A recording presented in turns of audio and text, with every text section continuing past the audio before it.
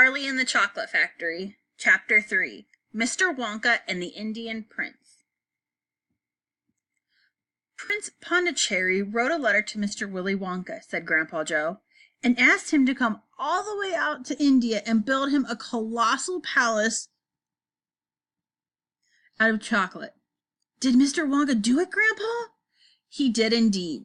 And what a palace it was! It had 100 rooms, and everything was made of either dark or light chocolate. The bricks were chocolate, and the cement holding them together was chocolate, and the windows were chocolate, and all the walls and ceilings were made of chocolate. So were the carpets, and the pictures, and the furniture, and the beds, and when you turned on the taps in the bathroom, hot chocolate came pouring out.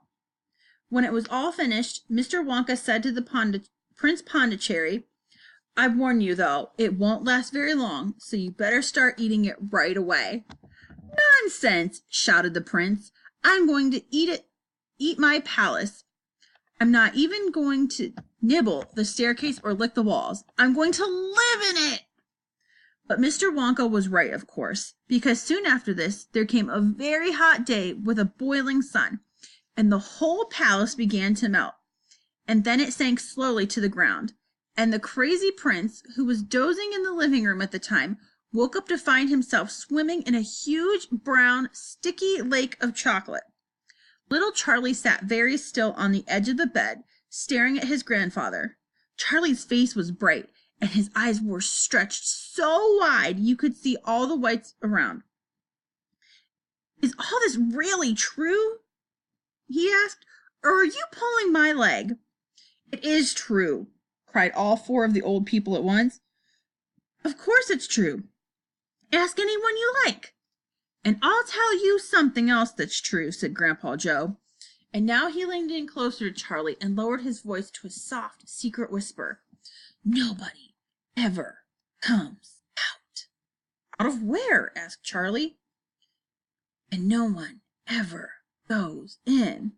"In where?" cried Charlie. "Wonka's factory, of course." "Grandpa, what do you mean?" "I mean workers, Charlie." "Workers?" "All factories," said Grandpa Joe, "have workers streaming in and out of the gates in the morning and evenings. Except Wonka's. Have you ever seen a single person going into that place or coming out?"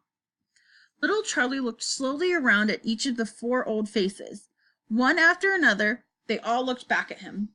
They were friendly, smiling faces, but they were also quite serious. There was no sign of joking or leg pulling on any of them. "Well, have you?" asked Grandpa Joe. I really don't know, Grandpa," Charlie stammered. "Whenever I walk past the factory, the gates seem to be closed." "Exactly," said Grandpa Joe. "But there must be people working there." "Not people, Charlie. Not ordinary people, anyway." "Then who?" cried Charlie. "Aha! That's it, you see. That's another of Mr. Willy Wonka's cleverness." "Dear Charlie," Mrs. Bucket called out from where she was standing by the door, "it's time for bed. That's enough for tonight." "But, Mother, I must hear." "Tomorrow, my darling." "That's right," Grandpa Joe said. "I'll tell you the rest tomorrow evening."